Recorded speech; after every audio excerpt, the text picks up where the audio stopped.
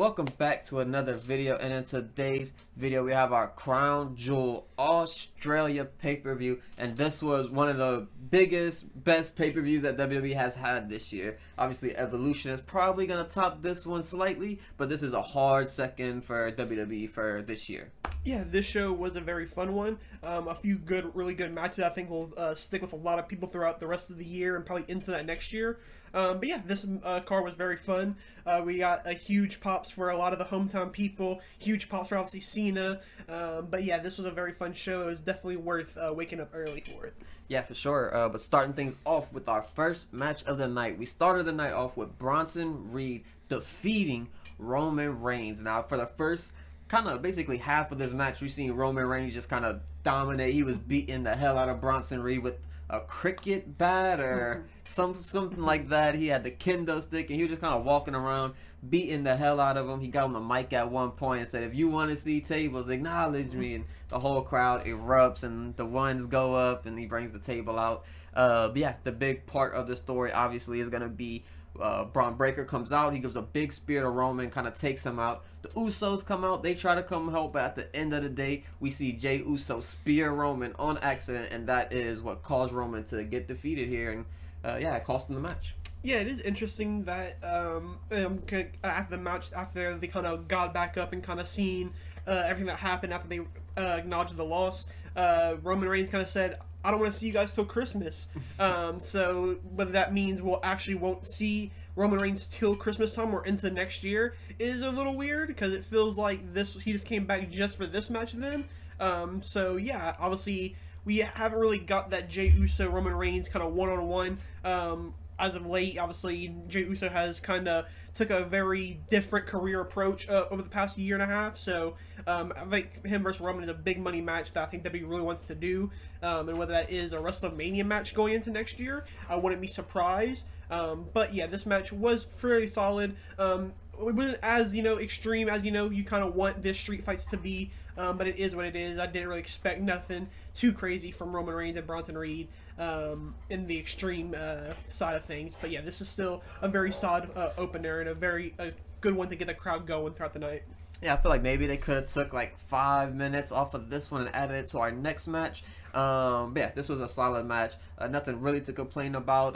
Good storyline driven thing at the end of the match. You see Roman Reigns kind of walk off and he's going down the ramp, and Jey Uso's like, "Oh, he'll never change," and he just kind of walks out of the ring, obviously upset about what happened. But yeah, moving on to our second match of the night. Now we have Stephanie McMahon becoming the Crown Jewel champion, defeating Tiffany Stratton. Yeah, this match was one that I think I had a little bit of higher expectations for. I think both these women are two of the best right now, and I think the match still was very good. However, I did have a little bit higher expectations, but in saying that, still was a very fun match.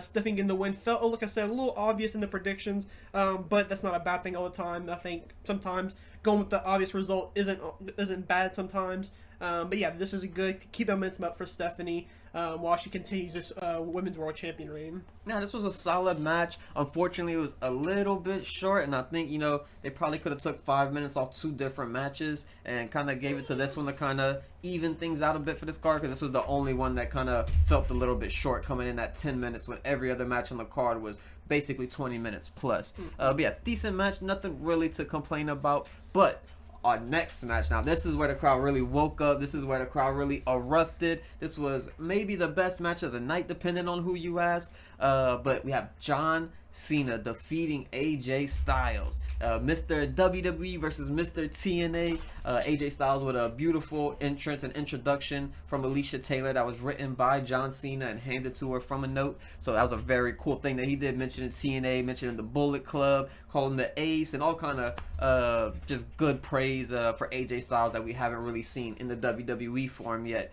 But this match is one of my favorite matches of the entire year. That doesn't mean it was the best match. This isn't a Will Ospreay classic or anything, but these guys were absolutely moving in this match. They were doing throwbacks, they were doing callbacks. AJ Styles was doing springboard 450s. John Cena was doing dead eyes. It was insane. This was an absolute crazy match, and I loved it. Yeah, this one was a very fun one. So even starting out with the introductions and the entrance gear from AJ Styles coming on, the retro TNA gear, I thought that was a really cool touch. But yeah, everything about this was super fun. Like you said, the introduction for AJ was really nice. You can tell it kind of got him into his feels a little bit. You can tell he really appreciated it. But yeah, this match was really, really fun. I could see people maybe not liking this match too much just because it did feel a little bit like a finisher spam, not their finishers. But we've seen multiple finishers from a lot of other people. We've seen Tombstone Power Jars, RKOs. Cena went for a punt. He almost went for a 619. But yeah, there's a lot of stuff going on in this match. But this still really was a fun one. Probably John Cena's best match, I would say, of this retirement run. Or if not the best, it's probably at least top 3, at least for me. Yeah, as I mentioned, this probably isn't John Cena's best match, but it's one of my favorite matches of John Cena of all time. He's had obviously a long career that had a lot of great moments, but I think this one just kind of really solidified it. We've seen him do the Bray Wyatt tribute where he does a Sister Abigail to AJ Styles, and he kind of, after he does it, kind of sits down in the corner a little bit and kind of looks up, kind of smiling at all the fireflies around the building and everything. A little bit of an emotional moment for him, I'm sure. But yeah, it was just an amazing match. After the match, John Cena raises the hand of AJ Styles, and AJ Styles raises the hand of John Cena, showing each other the most respect. And then we also got a picture kind of leaked after the match happened of CM Punk. He was kind of sitting in the crowd watching the match for this one with a big smile on his face. So you know CM Punk was a big fan of this one as well. But moving on to almost the last match of the night, and that is Io Sky and Rhea Ripley defeating the Kabuki Warriors. Yeah, this match definitely surprised me a little bit in the terms of how things were kind of structured. Obviously, you knew Rhea Ripley's going to get the big hot tag during this match, but for the most part, this felt like an Io and Asuka 1-on-1 match for most of it. Obviously, Kyrie got in when Rhea Ripley got in. It was big, but Io getting the pin here in the final was a very cool touch. I'm glad that even though this is a kind of a Rhea Ripley-esque show where it's in her hometown, they still give Io the time to, get the finish and get a lot of the time in. I do still like the storyline for what Io, Rhea, and Asuka and Kyrie have to offer. I'm interested in what route this goes down, because obviously I'm sure there's going to be some type of world title implications now that we're done with the Crown Jewel stuff, and now we have to get somebody forced to move her for her next title defense. And I think it'll be one of these 4 women in this tag team match. Yeah, I think that kind of confused me a little bit during this match as far as like the storyline that's going on, because we've seen in the past few weeks, we've seen Kairi Sane kind of regretfully do a lot of things for Asuka where she kind of hesitated to do it, didn't do it, or just something about it, she doesn't want to do these things to Io or Rhea. She wants everyone to be a family, as she mentioned. But during this match, you didn't really see a whole lot of regret or like remorse for what she did, maybe, but she was kind of just doing the heel thing. She kind of just seemed like Asuka. There was 1 or 2 moments where she was like, I really didn't want to do that, but I think she played way more into the heel character than I kind of anticipated. I think in the prediction video, I did say that I was predicting Kyrie to attack Asuka after the match or something of the sort to happen. We didn't end up getting that, but yeah, I think it will happen very soon still. And yeah, as you mentioned, this was just a great match from everyone involved, and whoever it is that does move up to that world title scene, I think whoever it is will have a great match coming up with Stephanie McCurry. Yeah, I think Io and Rhea, I do like this combination. I feel like it would be cool if you were to kind of maybe tease maybe a tag team title run where you have Asuka go for the world title first. I wouldn't mind that. But whether, like I said, Io or Rhea goes for the title next, or they continue to do this little partnership, I wouldn't be too opposed for it. I do like, these 2 big names teaming together for just for the sake of trying to get gold. In this case, though, women's tag titles. So yeah, wouldn't mind if that is the direction for these 2. Yeah, imagine that tag team match: Io Sky and Rhea Ripley versus Alexa Bliss and Charlotte Flair. That's a WrestleMania match damn near. But yeah, amazing match. Good stuff from them, coming in right at about 20 minutes for them. So good stuff for them. But moving on to our main event. But I guess before we get into this, I will mention this little part from Paul Heyman. There was a segment right before this match started where the Bronze and Paul Heyman is backstage, and Paul Heyman basically tells them, if Seth looks like he's about to lose, don't help him. And then Braun Breaker kind of questioned. He was like, but what if Cody's about to win? Do we not help? And then he comes out, and Paul Heyman comes back, and he's like, no, you don't help him.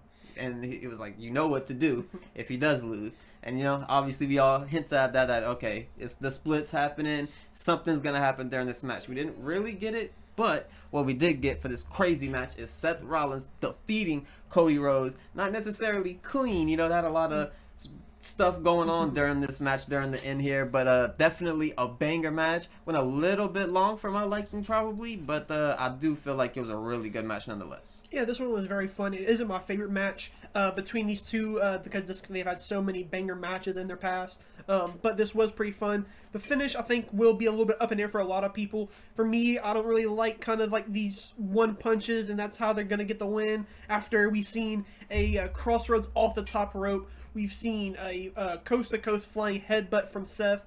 So yeah, this match was absolutely crazy. For Seth, I feel like he does kind of feel like just the top dog right now. It feels like, obviously, after he kind of said, like, hey, I think I'm the best in the world now, which that could be a tease just for CM Punk, or that could be him, really saying, I am that man. But going back to with the Bronson Reed and Braun Breaker stuff, whether we do see a split between the Vision and where Seth Rollins lies and everything, I feel like this kind of feels like we're getting a build toward the Seth Rollins and Brock Lesnar match.